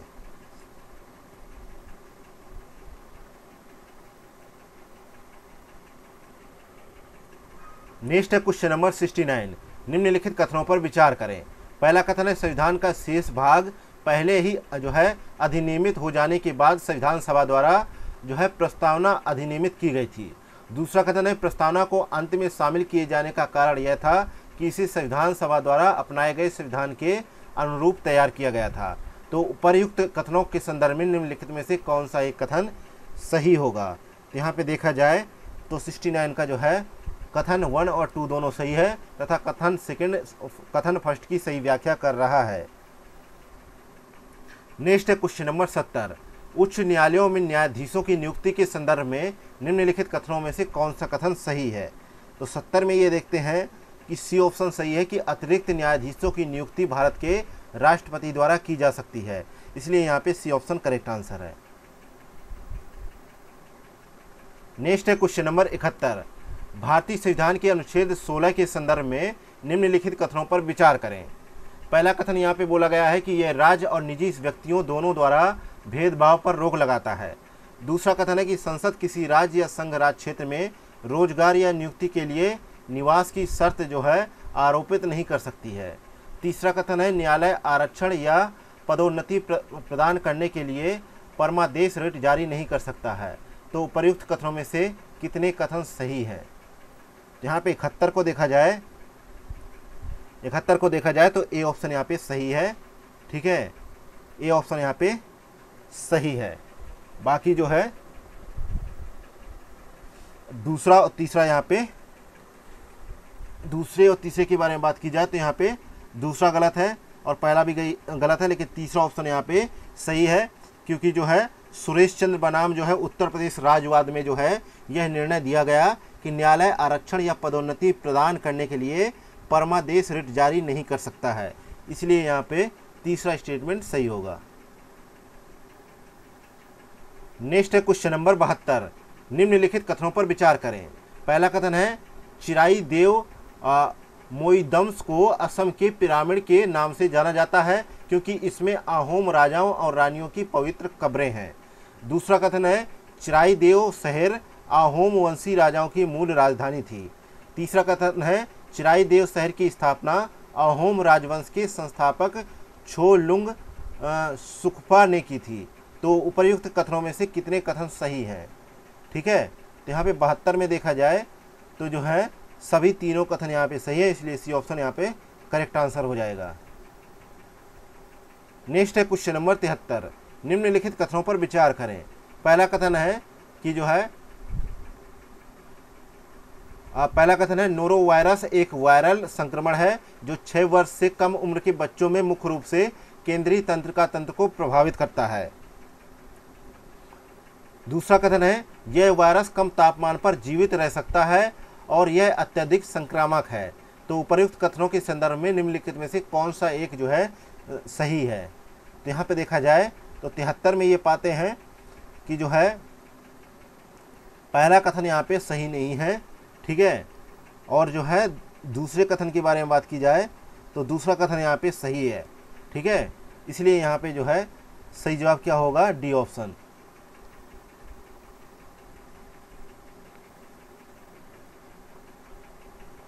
अगला है क्वेश्चन नंबर 74। विश्व में प्रतिनिधि लोकतंत्रों के संदर्भ में जो है गैरी मैंडरिंग शब्द का क्या तात्पर्य है। गैरी मैंडरिंग शब्द का क्या तात्पर्य है, तो यहाँ पे 74 में हम ये पाते हैं कि जो है तो अमेरिकी राजनीति में लोकप्रिय एक शब्द है जो है गैरी मैंडरिंग। इससे तात्पर्य है कि निर्वाचक जिलों की सीमाओं को इस तरीके से दर्शाना है जिससे किसी एक दल को अपने प्रतिद्वंदियों पर अनुचित लाभ प्राप्त हो सके। तो यहाँ पे सही जवाब होगा सी ऑप्शन।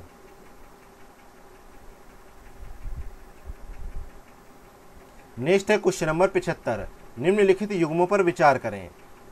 एक तरफ वैकल्पिक विवाद समाधान तंत्र है, दूसरी तरफ परिभाषा है। तो जो है विवाचन दे रखा है एक तरफ, यानी आर्बिट्रेशन दे रखा है, और इसके सामने दे रखा है यह गैर बाध्यकारी प्रक्रिया है जिसमें एक निष्पक्ष तीसरा पक्ष पक्षों को विवाद के पारस्परिक रूप से संतोषजनक सहमत समाधान तक पहुंचने में सहायता प्रदान करता है, ठीक है।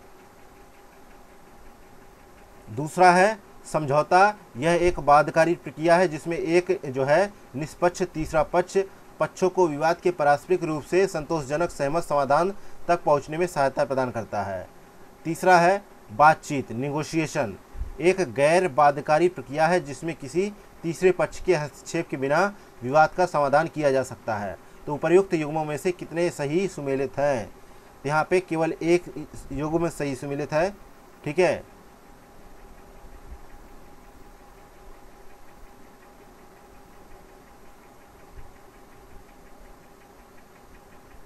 केवल तीसरे नंबर का सही सुमेलित है, बाकी पहला दूसरा गलत है।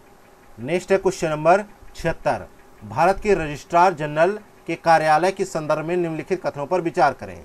पहला कथन है किसी भी समुदाय को अनुसूचित जनजाति सूची में शामिल करने के लिए भारत के जो है रजिस्ट्रार जनरल कार्यालय की स्वीकृति अनिवार्य है। दूसरा कथन है यह गृह मंत्रालय के अंतर्गत आता है। तीसरा कथन है यह नमूना पंजीकरण जो है प्रणाली का उपयोग करके जन्म दर और मृत्यु दर का अनुमान जारी करता है। तो उपर्युक्त कथनों में से कितने कथन यहाँ पे सही हैं। यहाँ पे 76 को देखा जाए तो सभी तीनों कथन सही है, सी ऑप्शन यहाँ पे करेक्ट आंसर है। अगला क्वेश्चन नंबर 77। निम्नलिखित कथनों पर विचार करें। पहला कथन है भारत के प्रत्येक राज्य का अपना उच्च न्यायालय है। दूसरा कथन है भारत के संविधान में उल्लेख है कि प्रत्येक राज्य के लिए एक उच्च न्यायालय होगा। तो उपर्युक्त कथनों के संदर्भ में निम्नलिखित में से कौन सा एक जो है कथन सही है, ठीक है। तो यहाँ पे देखा जाए तो 77 में हम ये पाते हैं कि यहाँ पे पहला कथन तो गलत है, लेकिन दूसरा कथन यहाँ पे सही है, क्योंकि जो है प्रत्येक राज्य के लिए उच्च न्यायालय होगा, ये कथन सही है, ठीक है। और दूसरा कथन, पहला कथन ये था कि भारत के प्रत्येक राज्य का अपना उच्च न्यायालय होगा, लेकिन ऐसा नहीं है। कुछ संदर्भों में यह है कि साझा उच्च न्यायालय भी स्थापित किए जाते हैं। नेक्स्ट है क्वेश्चन नंबर 78। निम्नलिखित में से कौन सा एक अंतर्राष्ट्रीय संबंधों में कम्युनिकेशन हॉटलाइन पद का सर्वोत्तम वर्णन करता है।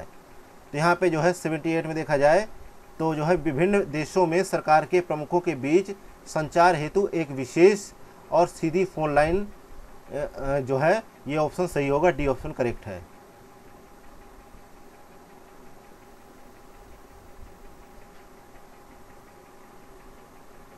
नेक्स्ट है क्वेश्चन नंबर 79। भारतीय संविधान के निम्नलिखित प्रावधानों पर विचार करें। पहला कथन है मूल अधिकार। दूसरा है राज्य की नीति के निर्देशक तत्व। तीसरा है मूल कर्तव्य। चौथा है 5वीं अनुसूची। तो संविधान के उपर्युक्त जो है प्रावधानों में से कितने प्रावधान सहकारी समितियों के गठन या प्रोत्साहन देने का प्रावधान करते हैं। तो यहाँ पे जो है 79 का सही जवाब है बी ऑप्शन, केवल 2, ठीक है। कौन कौन से?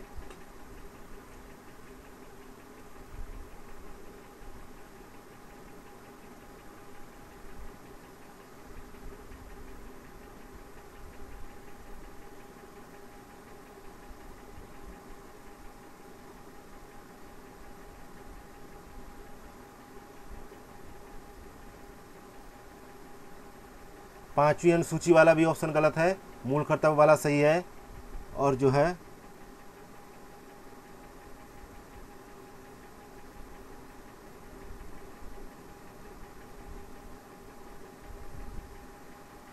और नीति निर्देशक तत्व भी सही है, और मूल कर्तव्य भी गलत था, मूल अधिकार सही है। ठीक है, तो यहाँ पे 2 ऑप्शन सही है। नेक्स्ट है क्वेश्चन नंबर 80। हाल ही में सुर्खियों में रहे जयपुर घोषणा पत्र का क्या उद्देश्य है? तो जयपुर घोषणा पत्र का क्या उद्देश्य है? तो इसका उद्देश्य यह है कि रेलवे संगठनों की रक्षा एवं सुरक्षा के दीर्घकालिक लक्ष्य को प्राप्त करना। नेक्स्ट है क्वेश्चन नंबर 81। उच्चतम न्यायालय के स्थान के संदर्भ में निम्नलिखित में से कौन सा कथन सही नहीं है? तो 81 में देखा जाए तो संविधान में दिल्ली को उच्चतम न्यायालय का स्थान घोषित किया गया है, और संविधान ने जो है मुख्य न्यायाधीश को यह अधिकार प्रदान किया है कि वह किसी अन्य स्थान या स्थानों को उच्चतम न्यायालय का स्थान घोषित कर सकता है। हालांकि ऐसा निर्णय वह राष्ट्रपति की पूर्व अनुमति के बाद ही ले सकता है। इसलिए यहाँ पे बी ऑप्शन करेक्ट आंसर होगा। नेक्स्ट है क्वेश्चन नंबर 82। भारतीय स्वतंत्रता अधिनियम 1947 के संदर्भ में निम्नलिखित कथनों पर विचार करें। पहला कथन है, इस अधिनियम के तहत स्वतंत्रता दिवस तक जो है प्रभावी रहने वाला एक अंतरिम संविधान लागू किया गया। दूसरा कथन है, इस अधिनियम के अनुसार संविधान सभा को पूर्णतः जो है संप्रभु विधायी निकाय बना दिया गया।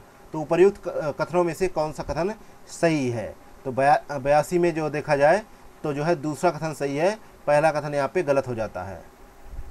नेक्स्ट है क्वेश्चन नंबर 83। निम्नलिखित में से जो है किन देशों में लिखित संविधान है? पहला इजराइल, दूसरा संयुक्त राज्य अमेरिका और तीसरा फ्रांस। तो नीचे दिए गए कूट का प्रयोग कर सही उत्तर का चुनाव करें। तो 83 में ये देखा जाए तो यहाँ पे जो है दूसरा तीसरा सही है, जिनका संविधान जो है लिखित संविधान है। बाकी इजराइल का संविधान लिखित संविधान नहीं है। अगला है क्वेश्चन नंबर 84। संविधान संशोधन प्रक्रिया के संदर्भ में निम्नलिखित में से कौन सा कथन सही नहीं है? तो यहाँ पे 84 में हम लोग ये देखते हैं कि जो है संविधान संशोधन विधेयक पर चर्चा करने हेतु दोनों सदनों की संयुक्त बैठक बुलाई जा सकती है। तो इसलिए यहाँ पे सी ऑप्शन यहाँ पे सही नहीं है। ठीक है, बाकी जो है ऑप्शन सही है। ठीक है,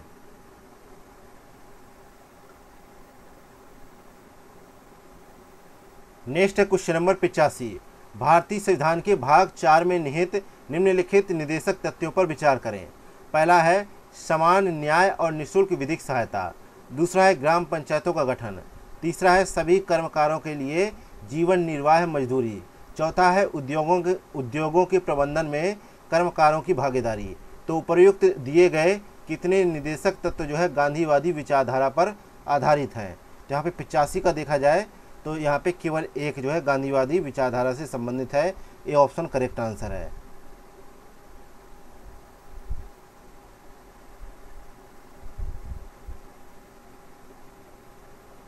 नेक्स्ट है क्वेश्चन नंबर 86। प्राथमिकी सूचना रिपोर्ट और चार्जशीट के संदर्भ में निम्नलिखित कथनों पर विचार करें। पहला कथन है कि FIR एक प्रारंभिक रिपोर्ट है, जबकि चार्जशीट अंतिम रिपोर्ट। FIR को जांच अधिकारी द्वारा, जबकि चार्जशीट को अपराध से पीड़ित व्यक्ति द्वारा दर्ज करवाया जाता है। तीसरा कथन है FIR को पुलिस स्टेशन में दर्ज किया जाता है, जबकि चार्जशीट को न्यायालय में दाखिल किया जाता है। तो उपर्युक्त कथनों में से कितने कथन सही हैं? तो 46 में देखा जाए तो 2 कथन सही है। ठीक है, बाकी एक कथन यहाँ पे गलत है, क्योंकि जो है भारतीय उपमहाद्वीप की पुलिस व्यवस्था में प्राथमिक रिपोर्ट जो है यानी FIR के बाद जो है एक चार्जशीट दाखिल की जाती है, और उस FIR में निर्दिष्ट अपराधों के लिए किसी व्यक्ति पर आरोप दायर किए जाते हैं। तो यहाँ पे यह एक प्रारंभिक रिपोर्ट है, और जबकि चार्जशीट अंतिम रिपोर्ट, ये सही है। ठीक है, अगला है इसे अपराध से पीड़ित व्यक्ति द्वारा दर्ज करवाया जाता है। FIR को जो है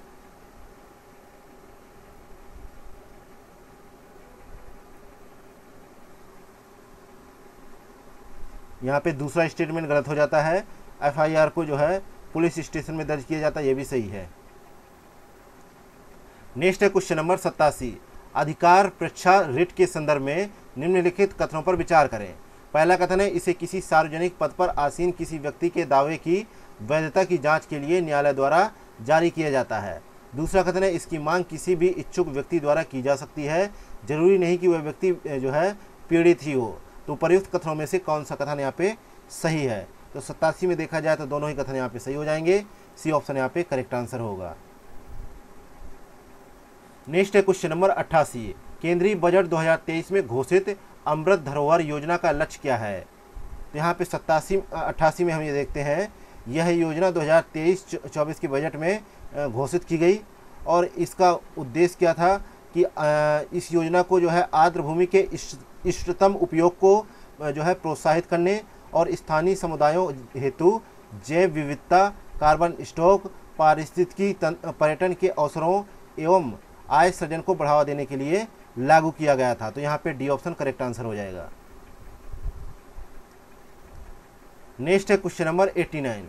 भारत में नागरिकता के संदर्भ में नागरिकता अधिनियम 1955 द्वारा निर्धारित नागरिकता प्राप्त करने के तरीकों में निम्नलिखित में से कौन शामिल है? पहला जन्म, दूसरा वंशानुगत, तीसरा पंजीकरण, चौथा देशीकरण, पांचवा क्षेत्र को समाविष्ट करने के आधार पर। तो यहाँ पे 89 को देखा जाए तो यहाँ पे पांचों ऑप्शन सही है, डी ऑप्शन करेक्ट आंसर हो जाएगा। अगला क्वेश्चन नंबर 90 नंबर क्वेश्चन कह रहा है कि भारतीय संविधान में उल्लिखित निम्नलिखित मूल अधिकारों पर विचार करें। पहला कथन है विधि के समक्ष समता और विधियों का समान संरक्षण अनुच्छेद 14 में उल्लिखित है। दूसरा कथन है कि अपराधों के लिए दोष सिद्धि के संबंध में संरक्षण अनुच्छेद 20 में उल्लिखित है। तीसरा है प्रारंभिक शिक्षा का अधिकार अनुच्छेद 21A में वर्णित है। चौथा है धार्मिक कार्यों के प्रबंधन की स्वतंत्रता अनुच्छेद 26 में वर्णित है। पांचवा कथन है शिक्षा संस्थाओं की स्थापना और प्रशासन करने का अल्पसंख्यक वर्गों का अधिकार अनुच्छेद 30 में वर्णित है। तो उपर्युक्त दिए गए मूल अधिकारों में से कितने भारत के नागरिकों और विदेशियों दोनों के लिए उपलब्ध हैं? तो यहाँ पे 90 में ये देखते हैं हम, तो यहाँ पे जो है 4 ऐसे अधिकार हैं जो दोनों के लिए उल्लिखित हैं। ठीक है,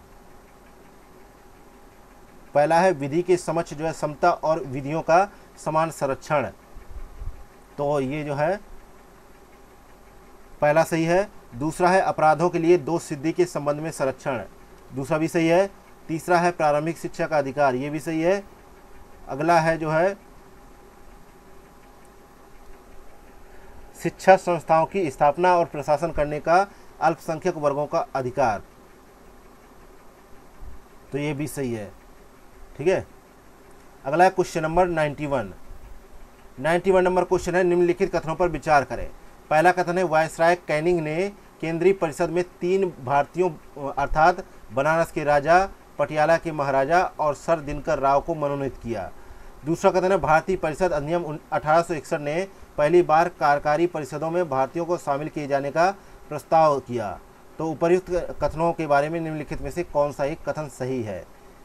तो यहाँ पे देखा जाए 91 का सही जवाब क्या होगा? जो है कथन पहला सही है लेकिन कथन दूसरा गलत हो जाएगा। नेक्स्ट है क्वेश्चन नंबर 92। निम्नलिखित संवैधानिक विशेषताओं पर विचार करें।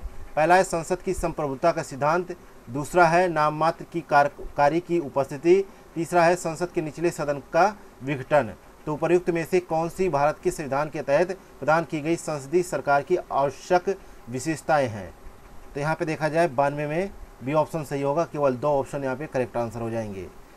पहला है नाम मात्र की कार्रवाई की उपस्थिति, ठीक है। दूसरा है निचले सदन का विघटन, बाकी जो है पहला स्टेटमेंट गलत हो जाता है। नेक्स्ट है क्वेश्चन नंबर 93। कृषि और प्रसंस्करण खाद्य उत्पाद निर्यात विकास प्राधिकरण के संदर्भ में निम्नलिखित कथनों पर विचार करें। पहला कथन है यह वाणिज्य एवं उद्योग मंत्रालय के अधीन एक शीर्ष संगठन है।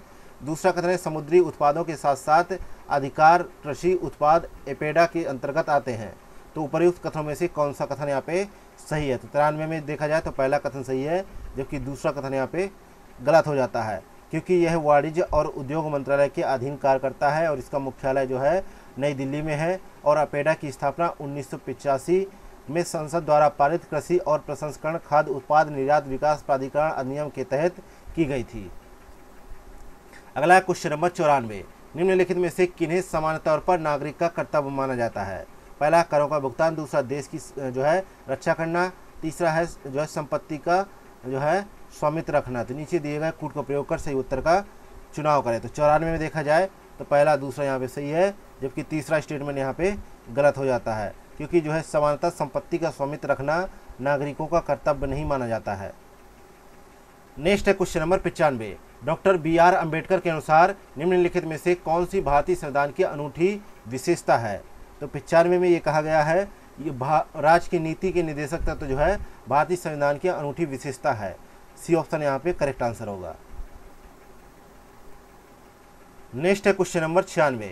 नागरिक अधिनियम 1955 के संदर्भ में निम्नलिखित में से कौन सी परिस्थिति में सरकार द्वारा किसी व्यक्ति को नागरिकता से वंचित किया जा सकता है? पहला कथन है यदि कोई नागरिक पंजीकरण या देशीयकरण के 5 वर्ष के भीतर किसी देश में 2 वर्ष के लिए कैद हो गया हो। दूसरा है यदि कोई नागरिक समान रूप से भारत के बाहर 7 वर्षों से लगातार रह रहा हो। तीसरा कथन है यदि किसी नागरिक ने भारत के संविधान के प्रति अनादर जताया हो। तो नीचे दिए गए कथन का कूट का प्रयोग कर सही उत्तर का चुनाव करें। तो यहाँ पे 96 में हम देखते हैं तो यहाँ पे तीनों स्टेटमेंट सही है, इसलिए डी ऑप्शन करेक्ट आंसर हो जाएगा। नेक्स्ट है क्वेश्चन नंबर 97। हाल ही में सुर्खियों में रहा प्रोजेक्ट 39A किससे संबंधित है? तो यहाँ पे देखा जाए 97 में सही जवाब है बी ऑप्शन, आपराधिक सुधार समर्थक समूह से संबंधित है। बी ऑप्शन करेक्ट आंसर है। नेक्स्ट है क्वेश्चन नंबर 98। न्यायालय की अवमानना के संदर्भ में निम्नलिखित कथनों पर विचार करें। पहला कथन है न्यायालय की किसी भी निर्णय की जानबूझकर अवहेलना करना आपराधिक अवमानना है। दूसरा कथन है जब कोई निजी नागरिक किसी व्यक्ति के खिलाफ न्यायालय की अवमानना शुरू करना चाहता है तो भारत के महान्यायवादी की सहमति अनिवार्य होती है।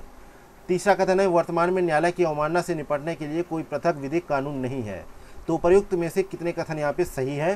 तो यहाँ पे देखा जाए तो यहाँ पे 98 में हम ये लोग पाते हैं ए ऑप्शन यहाँ पे करेक्ट आंसर होगा।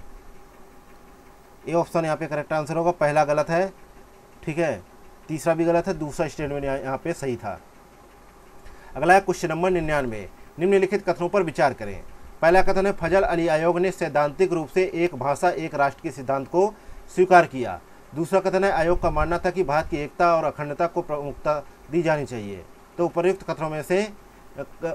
कथनों के संदर्भ में निम्नलिखित में से कौन सा कथन यहाँ पे सही है? तो यहाँ पे देखा जाए तो पहला कथन यहाँ पे गलत है, जबकि दूसरा कथन यहाँ पे सही होगा। अगला है क्वेश्चन नंबर 100 और आज का अंतिम क्वेश्चन। निम्नलिखित व्यक्तियों पर विचार करें। पहला है सुचेता कृपलानी, दूसरा है उषा मेहता, तीसरा है कैप्टन लक्ष्मी सहगल, चौथा है बेगम एजाज रसूल, पांचवा है जो है एनी मस्कैरनी। तो उपर्युक्त में से कितनी महिला नेतृत्वकर्ता भारत की संविधान सभा की मेंबर थी?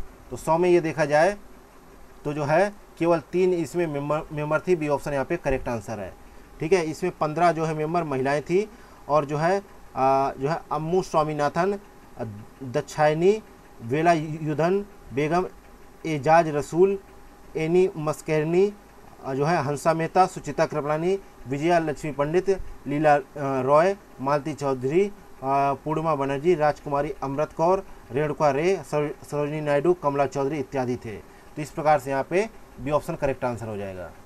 इसी के साथ ही विजन IAS संस्थान द्वारा संचालित UPSC के टेस्ट क्रमांक नंबर 9 का यहीं पे समापन होता है। मिलते हैं नेक्स्ट वीडियो में। Thank you for watching Examophobia YouTube channel.